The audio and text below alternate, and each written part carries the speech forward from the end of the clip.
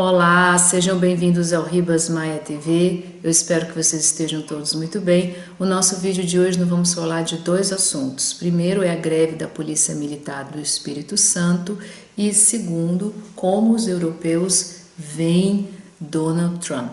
Bom, sobre a greve da Polícia Militar no Estado do Espírito Santo já é outro sintoma da ausência de segurança pública que infelizmente não existe no nosso país. Começou aí com os massacres nos presídios no norte do estado, mostrando muito bem que as facções fazem o que muito bem entende. E no caso específico da greve, no caso não os policiais militares, porque os militares, peço desculpa, porque eu estou um pouquinho resfriada, não porque os policiais militares eles não podem fazer greve, mas as esposas, né, e os familiares que estavam impedindo a saída dos policiais dos batalhões, resumindo a história, porque vocês conhecem, dos 9 dias de greve ou de sem policiamento nas ruas do estado do Espírito Santo, foram mais de 120 mortos. Bom, e aí começa todo um debate, né, que pessoalmente eu acho muito interessante. Muitos falaram da unificação das polícias, que a polícia militar tinha que ser eliminada, coisa assim. Bom, primeira coisa, com certeza a polícia militar ainda é resquício de ditadura. No caso de países como a Áustria e a Alemanha, ou seja, existe a polícia militar, mas a polícia militar ela não está nas ruas, como no nosso caso. Mas a polícia é a polícia civil, ela está muito bem preparada. Aliás, só uma pequena observação, a quantidade de policiais que andam circulando por Viena é impressionante, porque estamos, né, sobre ameaça terrorista, infelizmente. Mas o que eu quero dizer é o seguinte, ou seja, o debate é bom, mas se por acaso houver, ou seja, a junção das polícias, é um processo muito longo que não se resolve, ou seja, toda a questão de política de segurança nacional no nosso país não vai ser resolvida da noite para o dia. Porque, por um lado, por exemplo, vamos pegar esse caso específico, por um lado, os PMs, eles não têm que fazer greve, mas eles também são pessoas, eles ganham, o salário está defasado, tem muito ou mínimo preparo, sobretudo para lidar com a questão das facções criminosas e o tráfico de drogas, que é a raiz principal do problema de segurança no nosso país.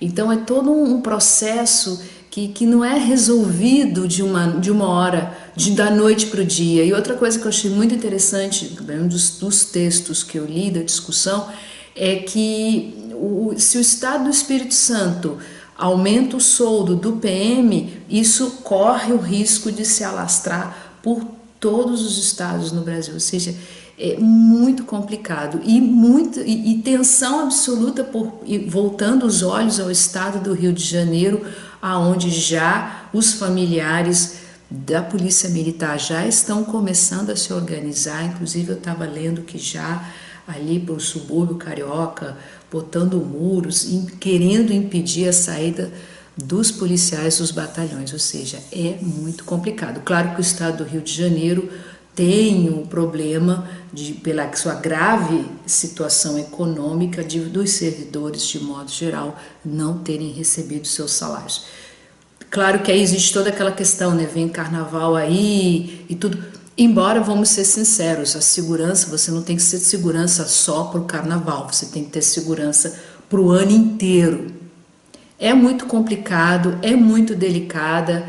Acho a discussão da segurança pública, essa discussão se unificação das polícias, é uma discussão muito válida, mas aí a gente volta naquele assunto que a gente já falou várias vezes, que a gente tem que repensar a questão de serviços públicos de qualidade do ponto de vista de impostos, ou seja, você paga impostos, esses impostos têm que voltar para você como cidadão, como serviços públicos de qualidade. Um serviço público inteiramente importante é a segurança pública em todo o país. do norte ao sul, do leste ao oeste, em todo o país. Por isso que é muito importante a gente estar de olhos muito abertos aí na Praça dos Três Poderes em Brasília. E mais um recado, vamos deixar de lado as picuinhas ideológicas entre esquerda e direita, porque cada um tem direito a uma ideologia. Com certeza concordo com vocês, mas o mais importante é que nós somos brasileiros e que nós precisamos urgentemente repensar o nosso país e mais, serviços públicos de qualidade. Olha que loucura, em 9 dias de greve da PM, mais de 120 pessoas foram mortas. E sem contar a quantidade de pessoas que falecem nas grandes cidades brasileiras em questão da falta de segurança. Fica aí a nossa pequena análise. O segundo assunto, eu queria... Bom, deixa eu ver como é que eu vou apresentar. O segundo assunto é como os europeus veem Mr. President Donald Trump. E eu queria mostrar para vocês, eu estou aqui no celular, que é a capa, que foi uma discussão, vamos ver se eu consigo botar aqui direitinho, que é a capa da revista Spiegel, da Spiegel, que é uma revista alemã de orientação da esquerda. Ele coloca aqui embaixo, bem aqui embaixo, America First, tem Mr. Donald Trump com uma peixeira e com a cabeça da Estátua da Liberdade. Essa capa gerou uma polêmica enorme. Tem 2 textos que inclusive eu vou disponibilizar, um em alemão, um em inglês. Se você está aprendendo alemão, já fala alemão, ou se você fala inglês, na verdade é o mesmo texto em 2 idiomas. Eu pessoalmente, eu achei essa capa um pouco provocativa e que mostra um pouco o nível de polarização que também está em solo europeu. E não somente, quer dizer, na verdade essa capa ela é um termômetro das 2 eleições importantíssimas que vão ter nos 2 principais países pilares da União Europeia, que é a França. A França tem eleição no dia 23 de abril, primeiro turno, segundo turno 7 de maio, e a Alemanha, ela vai ter eleições no 24 de setembro, ou seja, para o outono aqui na Europa. Bom, a situação é a seguinte, existem 3 candidatos, quando eu baixo aqui é porque eu tenho que ler o nome dos candidatos. Tem os 3 candidatos, que é Marine Le Pen, que é do Front National, que é da extrema direita. Eu vi uma enquete rapidamente no Radio France International, ela conta com 24% das intenções de votos. O ex-ministro da Economia, Emmanuel Macron, ele consta com 21%, e François Fillon é o candidato do Partido Conservador. O Sarkozy, ele não ganhou as eleições primárias do partido para ser candidato, quem ganhou foi François Fillon, mas ele consta apenas com 20% das intenções de voto. Tanto François Fillon, ele é acusado de contratar a esposa e filho como assessor parlamentar e não trabalharam, quer dizer, uma coisa que a gente aí no Brasil, vamos dizer assim de passagem, estamos acostumados com esse tipo de denúncia. E Marine Le Pen também está com alguns probleminhas com a justiça, ela é eurodeputada, ou seja, ela é deputada do Parlamento Europeu pela França, e ela está sendo acusada de usar a verba de gabinete de forma indevida e tem que devolver algo como 300 mil euros. E ela diz que não vai devolver e que ela não fez nada errado. Isso tudo a gente já é o filme que a gente no Brasil já conhece.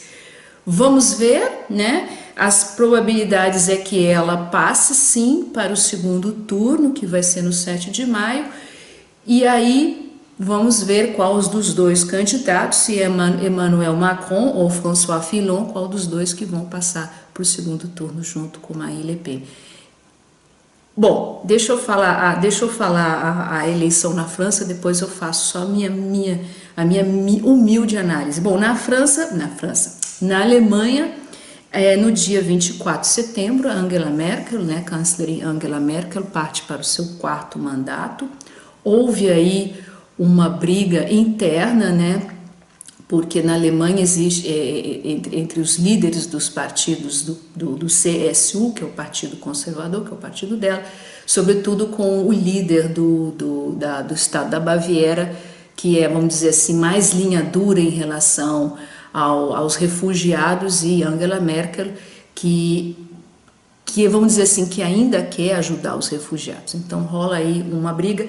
E tem e o SPD, o Partido Socialista, tem o Martin Schulz, que pelas últimas, vamos dizer assim, pesquisas, aparece relativamente bem, mas ainda muito, está tudo muito complicado, ou seja, não está muito claro. O que muitos especialistas, isso que eu queria dizer, o que eu venho lendo e o que muitos especialistas em política aqui na Europa andam falando é que muito provavelmente Angela Merkel continue na Alemanha, apesar, vamos dizer assim, da ascensão da extrema-direita recentemente. Até tem um texto no blog falando, o Supremo Tribunal Federal da Alemanha levantou a proibição do partido de ultra-extrema-direita, o NPD, o Nationalpartei Deutschland, o Partido Nacionalista da Alemanha, e isso gerou um debate enorme. E essa capa, né? Essa capinha aqui do Der Spiegel. Bom, vamos ver o que vai acontecer. Na França também falam a mesma coisa, que Marine Le Pen, ela passa para o segundo turno, mas que provavelmente ela não vai ganhar. Na minha humilde avaliação, pelos anos que eu vivo aqui na Europa, como observadora do cotidiano que eu sou, os europeus, eles estão acostumados, vamos dizer assim, eles sabem o que é populismo em primeira pessoa, a gente não vai entrar nos detalhes, mas sabem muito bem. E a extrema-direita, ela tem um discurso muito, vamos dizer assim, eles sempre se extrapolam, sempre. Aqui na Áustria, os últimos debates antes das eleições presidenciais, o candidato da extrema-direita, Norbert Hofer, começou assim, já começa um discurso já meio xenófobo, meio racista. Eles sempre se extrapolam, sempre. Então eu acredito que Marine Le Pen por aí comece, ou já está, na verdade, os últimos discursos dela já têm sido já bem, não atravessando, não passando o sinal vermelho da xenofobia, mas já indo nessa direção. Bom, e para concluir o nosso Observações Cotidianas de hoje, começou uma brincadeira que começou na Holanda, né? Porque Mr. President Donald Trump, ele no seu discurso de posse, ele falou várias vezes America First, America First. E aí começou uma brincadeira que são vídeos satíricos, começou com a Holanda, que é, por exemplo, American First, Netherlands Second. E aí começou, vem com Portugal, vem Holanda, vem... E nesse fim de semana, e também tem Áustria, tá? E nesse fim de semana eu estava vendo que o programa Tá No Ar, do Marcelo Adnet, também começa a fazer parte dessa brincadeira, fazendo também American First and Brazil Second. Why not? Por que não, né? E disponibilizo os vídeos aí embaixo, né, no box de informação para vocês vejam. O de Portugal, de Brasil, tá legendado em português. Eu vou deixar o da Holanda, o da Alemanha e o da Áustria. Bom, se bem que no YouTube tem dos outros também, estão todos em inglês, mas é a chance de aprender inglês, né? Ou de aprimorar o inglês de vocês. Então é isso. Concluindo o nosso vídeo de hoje, como os europeus veem com Mr. Donald Trump? Como populista, né? Mas, por outro lado, né, ele ganhou as eleições nos Estados Unidos, houve aquela discussão toda falando que Hillary Clinton ganhou mais no voto, mas Mr. Trump ganhou com o colegiado, mas ele ganhou as eleições. Mas eu acho que, bom, Estados Unidos é um país democrático, as suas instituições muito bem consolidadas, um pouco diferente das nossas, a gente está vendo aí, né, um pouco de ingerência, sobretudo no Supremo Tribunal Federal. Por isso que a gente tem que estar, de anteninhas ligadas na Praça Três Poderes em Brasília. Mas os Estados Unidos vai estar passando pela sua experiência populista. Os europeus já sabem o que é populismo. Então é isso, gente. A gente encerra o nosso Observações Cotidianas de hoje por aqui. Desejo a vocês um excelente começo de semana e nós nos vemos, se Deus quiser, na quarta-feira com Dica Drica Ribas, que são os produtos queridinhos e detestados do mês de janeiro e já mês de fevereiro, né? Porque a gente já tá na metade do mês de fevereiro é curtinho. Então tá bom, gente. Se inscreve aqui no canal, deixa os seus comentários.